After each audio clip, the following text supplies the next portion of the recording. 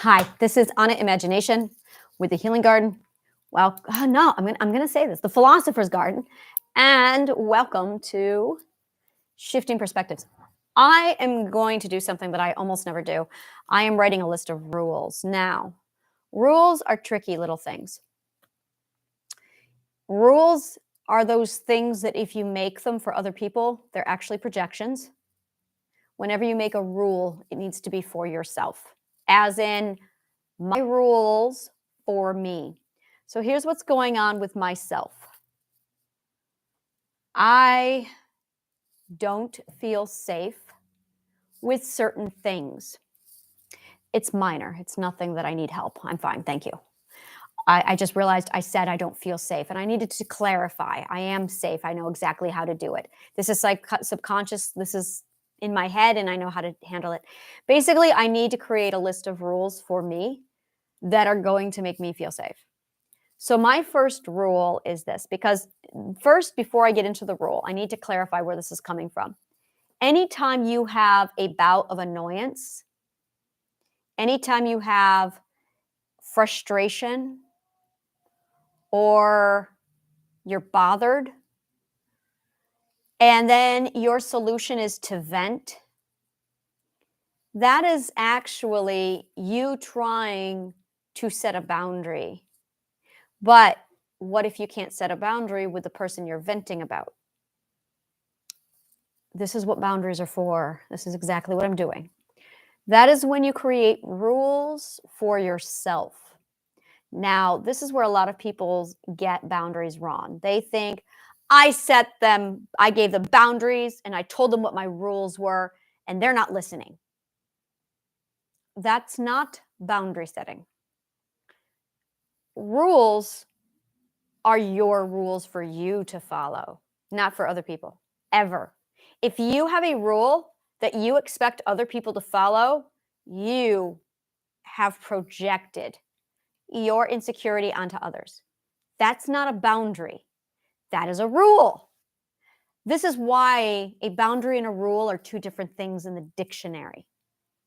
Because a rule is a projection of control, a boundary is a rule for the self.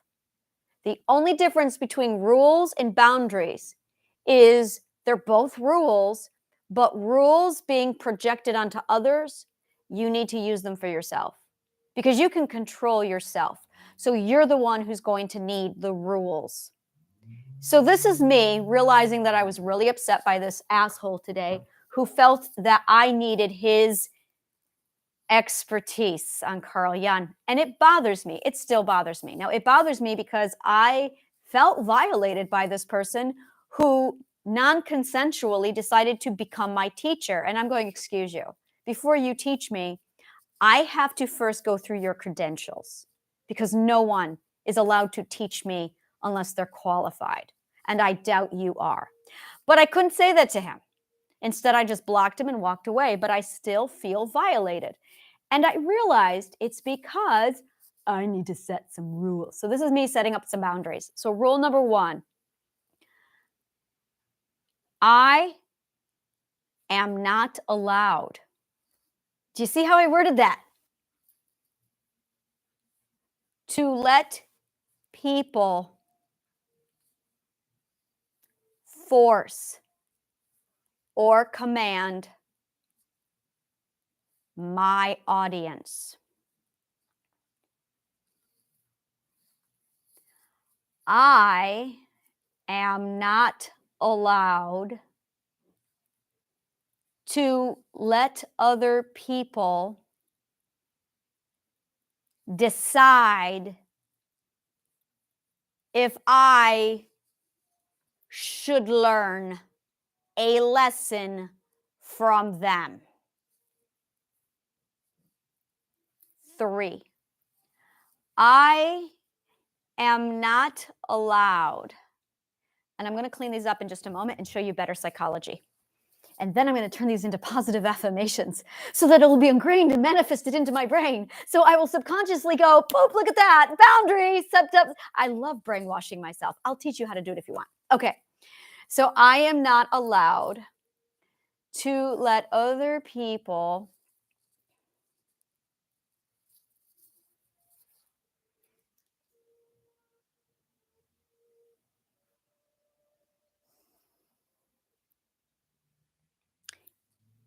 teach me without my consent.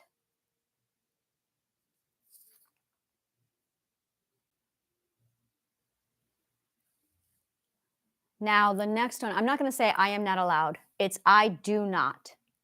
I do not allow others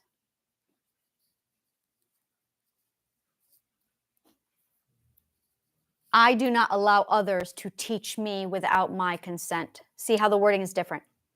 I do not allow others to decide when I need to learn.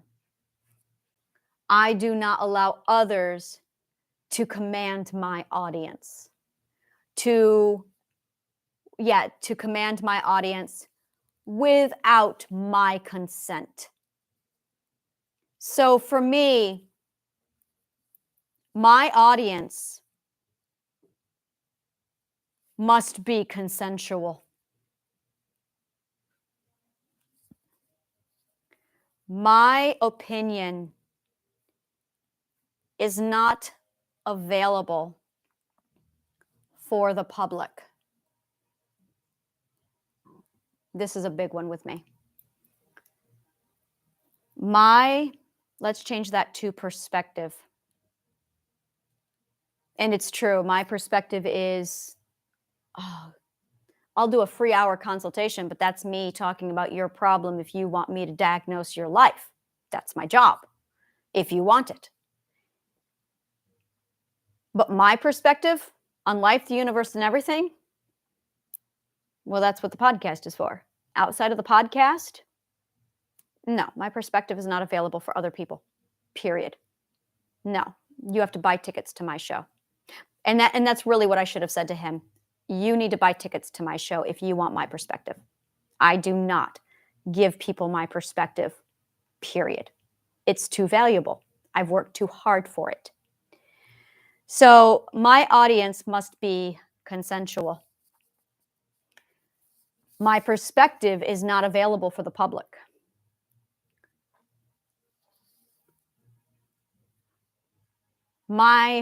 I want to say role of student, but my role of student must be consensual. I do not allow non-consensual teachers, bottom line. I do not allow non-consensual teaching, bottom line. I really feel good about these. And I can feel this is another big one with me. I do not give my words without confirmation that they will be valued.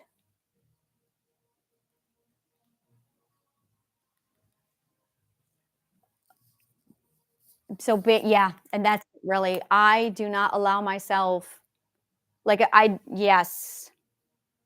I need to, from this moment on, confirm that I have consent from other people before I talk to them, because it's like I need to make sure you have the time for this conversation, because I value my time in my conversation.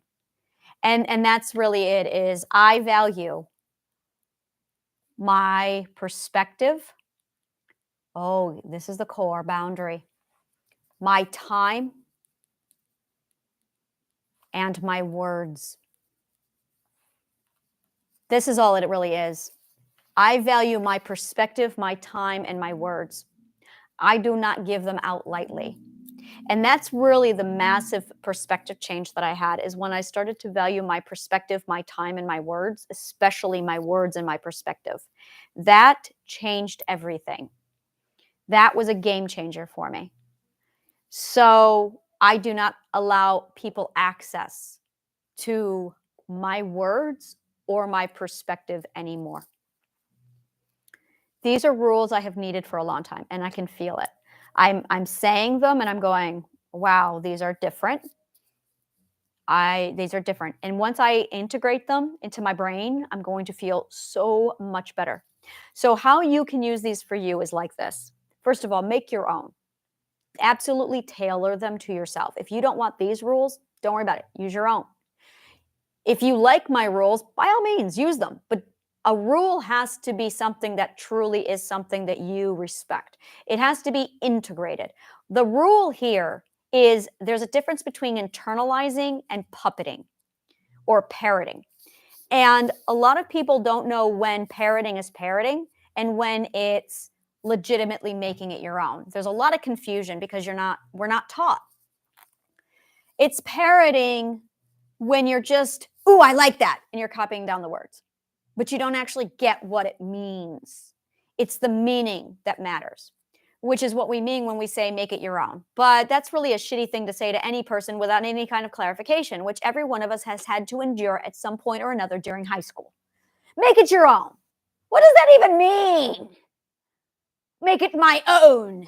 You want me to read Shakespeare and then write an essay about Shakespeare while I'm using resources off of Wikipedia and Cliff Notes. But you want me to make it my own? There is so much copying and parroting going over here. How can I make Shakespeare my own when it is clearly Williams? I mean, if you want me to make it my own, I will write my own shit in the style of Shakespeare. Not going to work. It's got to be my style because we're talking about authentic. This is the kind of shit that we should be saying back to teachers. Like, this is it right here. This is it. How can I make it my own and be an original while also copying other people? Logical insanity or illogical insanity. That's the kind of weird shit that comes out of that world. And that's because, like, a rule for me is Anna, I love this rule, is not allowed, I love this rule, to rationalize illogic insanity anymore. That's right. That is actually one of my rules, which is why you see me say, we're just gonna, that's Wonderland, because I am not allowed to rationalize illogical insanity anymore. So these are boundaries. They're all starting with the words, I am not allowed, because they're boundaries. You don't say, you are not allowed to do that to me. No, you say, I don't allow that. Big difference. Hear the difference. I don't allow this. And I just realized, oh, I know someone who could use this video, so I'm going to be sending it on over to her. So, hi, this is it. I do not allow. That's it. There's no argument. I don't allow that. I don't allow that around me. Oh, another one that I have is I don't allow animal abuse around me. This is an Anna rule. I do not allow animal abuse around me. Period. I'm going to show you how to set boundaries because this is it. I do not allow animal abuse around me. When people talk about animal abuse, no, I do not allow that around me. I am saying to them, you need to shut up or leave. Or I need to walk away from you. 3 options. And I have had people ignore me and keep talking, and I have gotten louder and said, excuse you, I cannot hear that around me. That has gotten their attention. I have 3 levels. I have 1, which is the no. I have the second, I do not allow that around me, at the volume and the emphasis that I just said. The third one is when I start describing some of my animal abuse stories back to them. And here's the thing, mine are worse. Oh, mine are so much worse.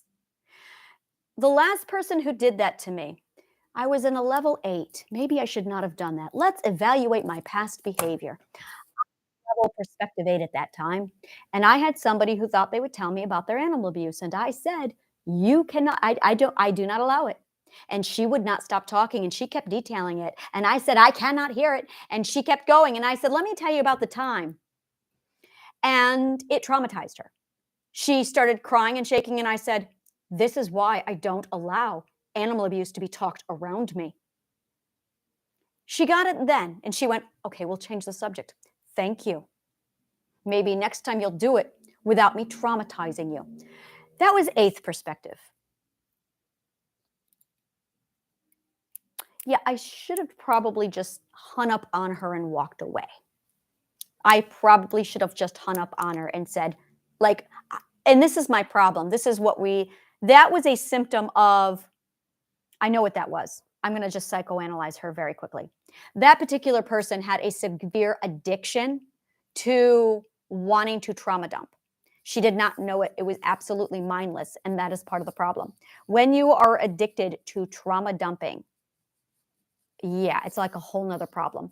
It's literally you are addicted to your own horror stories. I had a problem with this. That's how I know so much about it, is because I was addicted to horror, my own trauma horror.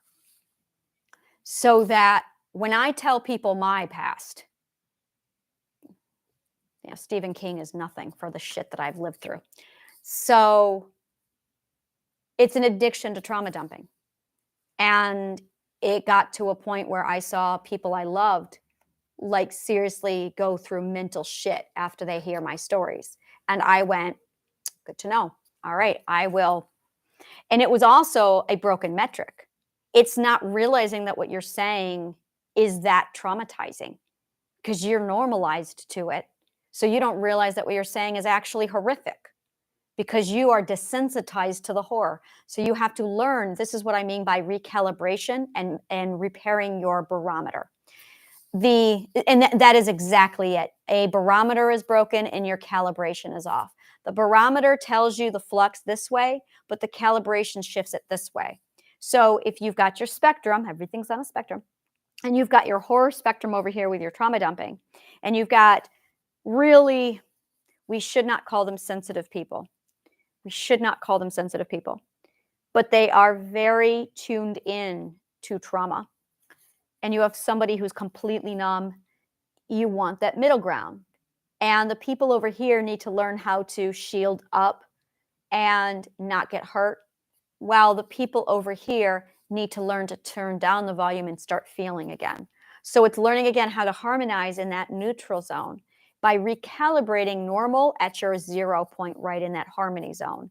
That way your barometer can measure this space instead of this space or this space. So yeah, I am not allowed to be around animal abuse. That's one of my rules. So when you set up your boundaries, think of it as, I am not allowed X. That is a really good, or I do not allow. I love that. Say that. I do not allow. The words I do not allow puts full control into you. And it's I do not allow this.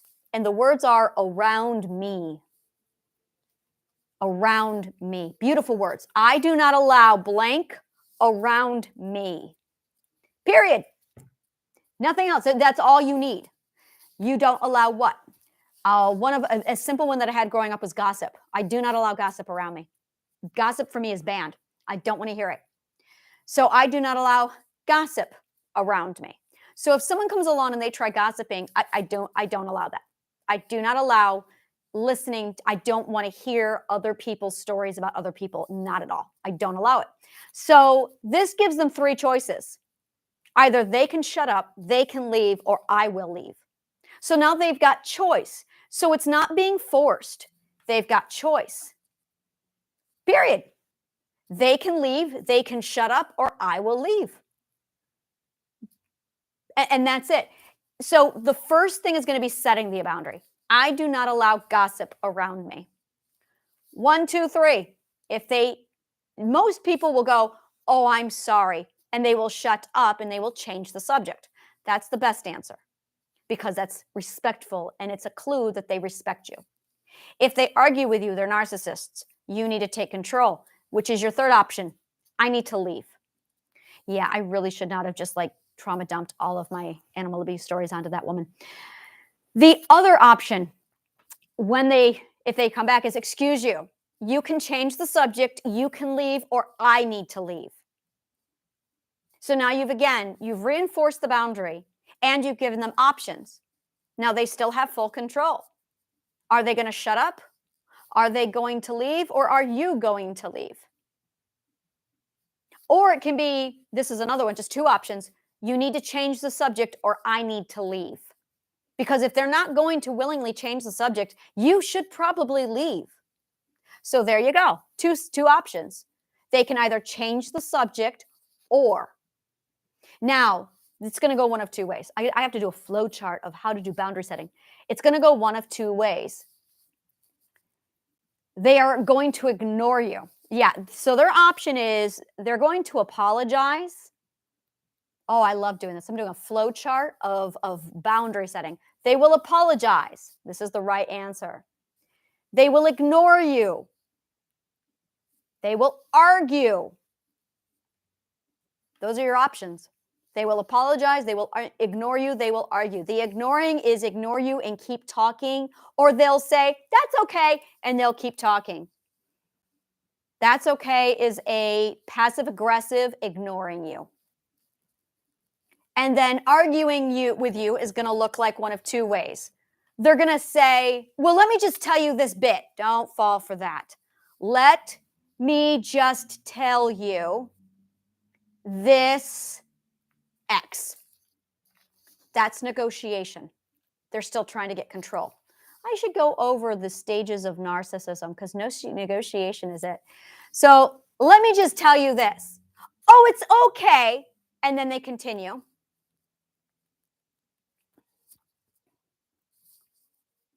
Or they'll call you a name. They'll get downright violent. Well, that's stupid. They'll attack you. They will verbally attack you.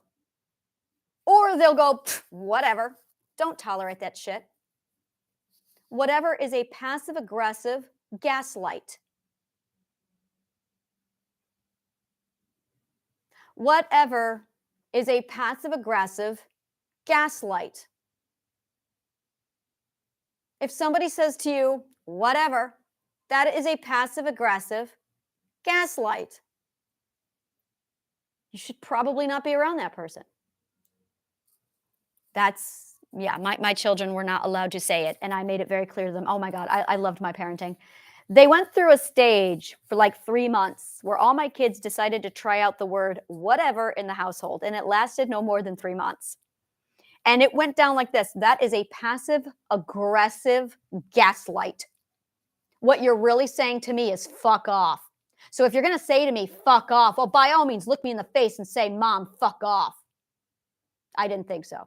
Yeah, so I called them out on it. It's the other thing is sarcasm.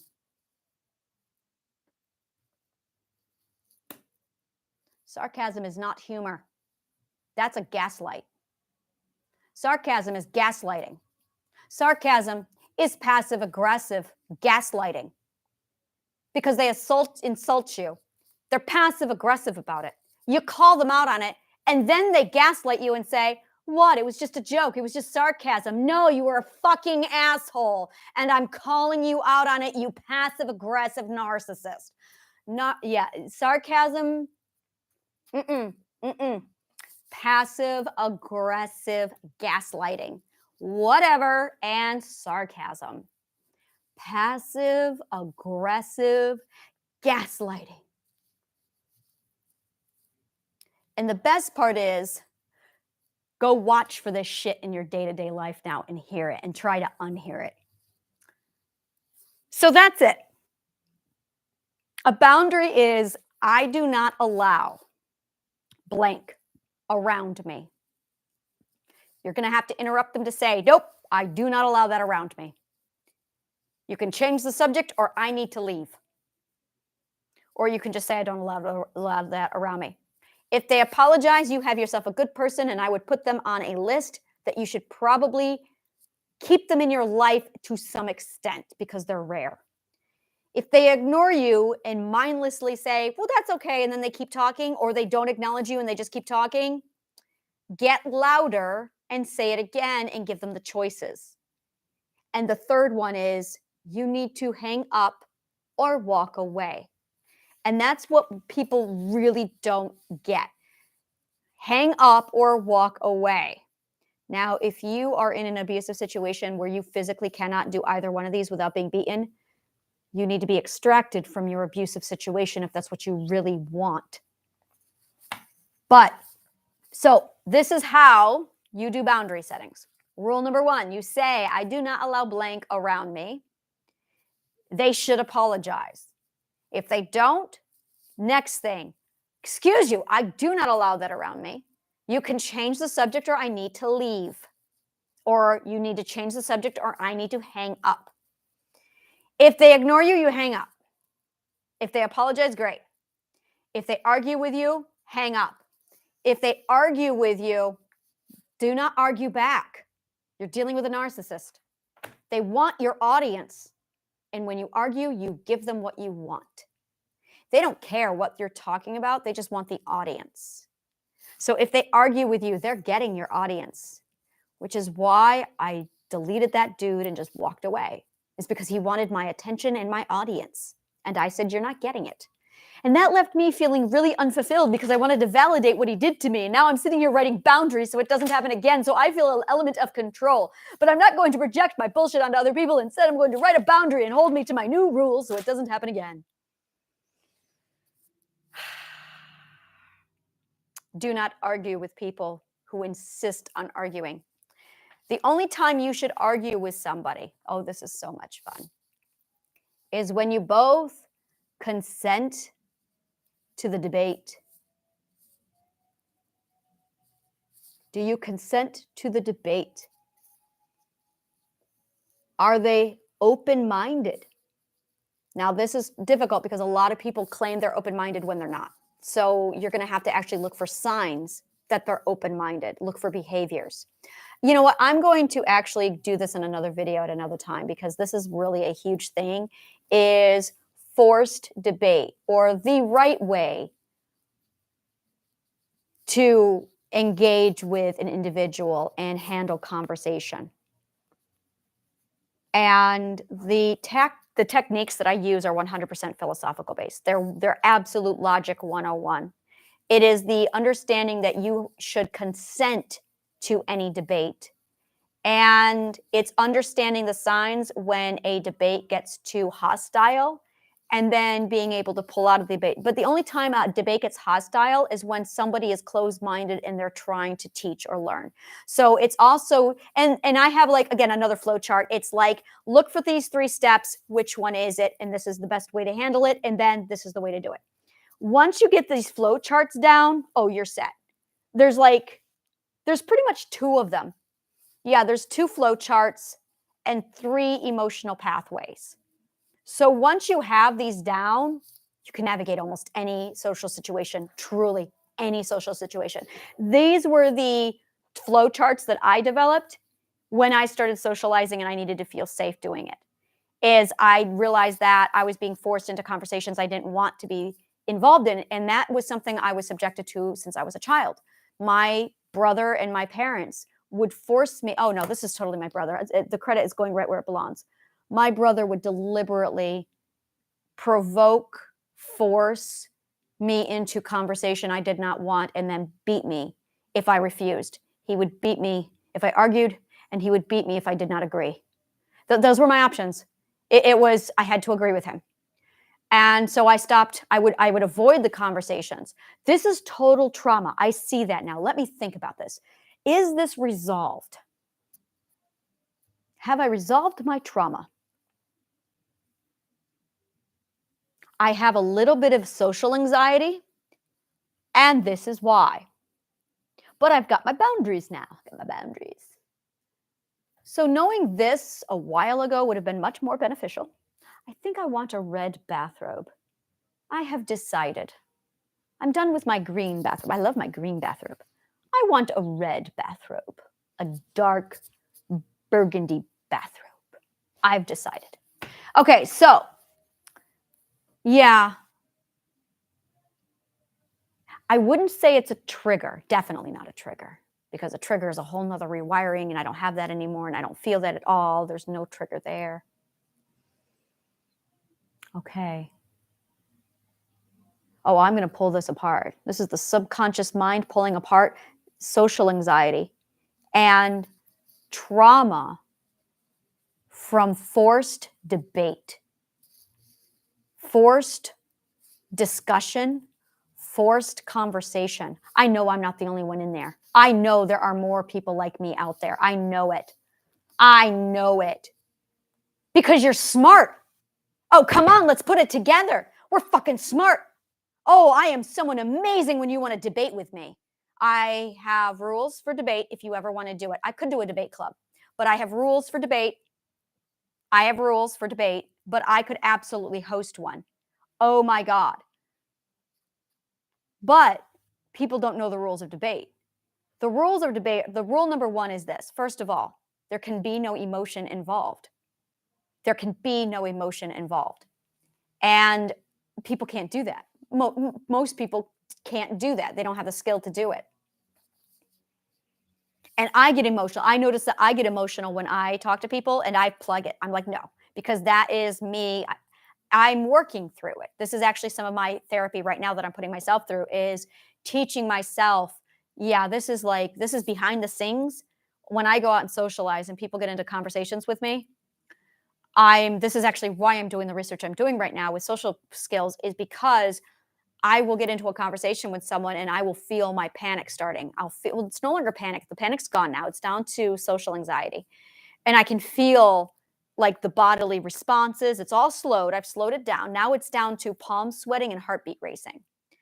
And I've gotten better to a point where I say, no, thank you. I don't discuss this. And I only have conversations with people who basically qualify for conversations. And that's because this is my rule, I only debate with people who are open-minded. I have to get myself in the right frame of mind where I am open-minded. And it has to be decided, am I lecturing you? Am I providing information? Are you learning from me? Or are you wanting to debate where am I here for your perspective? Because I can't do both. I cannot do both. This is really it. This is the art form. I am here representing my perspective. I am here representing my perspective. Let's debate.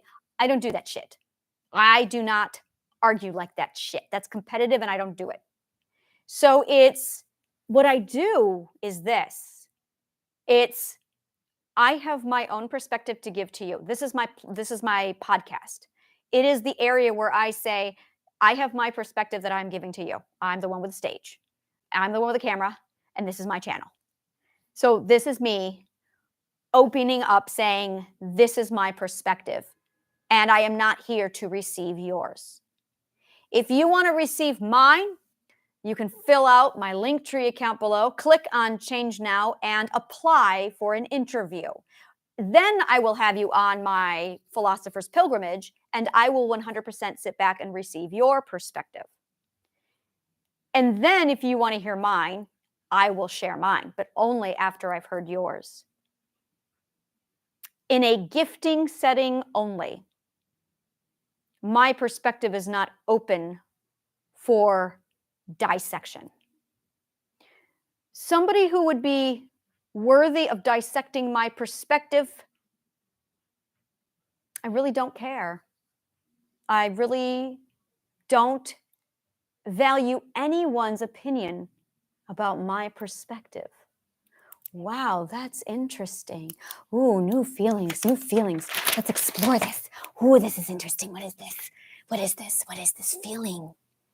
I don't give a fuck what anyone thinks of my perspective.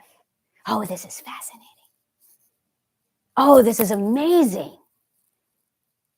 I don't give a fuck what anyone's opinion is of my perspective. It's my perspective. It's not for dissection. It's here if you want it. If you want to learn from it, great. If you have a problem with it, why are you here? This is just my perspective. If you want me to receive yours, I'm very, very selective on whose opinion I hear. Because if you're trying to convince me that yours is better than mine, I have no tolerance or patience for ego stroking, narcissism, or competition. Bottom line, I do not allow myself to engage with people who are competitive, argumentative, and close-minded, aka prejudice. So the people I speak to have to have an open mind, and they have to be harmonized. They cannot be a prejudice. That's it. And once you're open-minded and you're harmonized, you default, you're not competitive. But I get a lot of people like that guy today. He was competitive. He wanted to have an argument with me to boost his own ego. He wanted to use me as an emotional prosthetic. I do not allow people to use me as an emotional prosthetic. That is a big no-no in my world. We don't do that. That is something I say. We don't do that. I love saying that to people. We don't do that. That is the ultimate boundary. I have to teach people this skill. I really have mastered the art of laying down boundaries. And I should teach people my boundary setting. So this is how it looks. I don't allow people to use me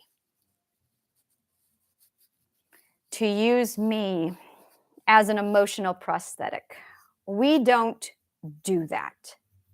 When I add the words, we don't do that, that is like a whole nother level of, and don't even think about it.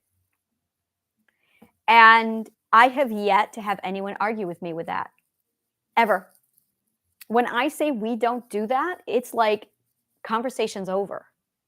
And we is, I don't engage with this, and you are not allowed to engage with me with this. We don't do that. And it's nice. It's subtle. We don't do that. Like, it's not allowed, and we don't do that. It's nice. You might do it, but not with me. There's no we here if you're going to do that. Oh, I love it. Yeah, this is how you drop authority. Like, boom, there it is. Yeah, I didn't realize how comfortable I was. And it's funny because whenever you are uncomfortable, you're not using boundaries. That's it. Whenever you are not comfortable, you are not using boundaries. If you feel anger, if you feel any kind of defense emotions, if you feel discomfort, if you feel confused, all of these are red flags and signs that you're not using boundaries and your perspective is under attack. Use these emotions as tools that there's a problem, that somebody is assaulting you, that you need to do a better job protecting yourself. This is what matters, because your perspective is your sanity, your identity. It's your truth. It's your logic line. It is your ability to perceive reality. And your sanity is on the line. Don't let people just tamper with it. Use these boundaries. All right. Yeah, I think I'm going to leave it there. All right. Yeah, I feel better. I don't feel completely better. I feel like I'm still missing a few boundaries, but as I find them, I will write them out, and then I'm going to rewrite them into positive affirmations. Whenever you do that, it's you are. You use the words you are. So whenever you use a positive affirmation, the reason why is because science has proven, like my neuroscientist friend explained to me, that there is no scientific evidence that I am statements are valid. In fact, they're not. And the reason why is because of our you of I reflecting off of our I of I. We repeat everything from learned behavior. So when you are saying you are, it's actually coming from the you of I, telling you in the third person what you should be, because our I of I is 100% determined by the you of I that we are mirroring. So because we are mirrored, mimicked, repeating to learn, you must hear the words you are and not I am. So whenever you want to brainwash yourself and learn how to do shit, you are. But don't go brainwashing your mind with prejudice and aversion. Brainwash your mind with you will heal. You will find balance. You will manifest the next solution. That's a good one. You will manifest the next solution. You will know how to manifest the next solution. Show me the next solution. Show me the solution. That's a big one. Show me the solution. Say that to the universe, because then it opens your mind so you can see all the opportunity. You will be open to receive opportunity. You will be open to see all opportunity. It opens your mind. Thank you so much, and may the kindest of words always find you.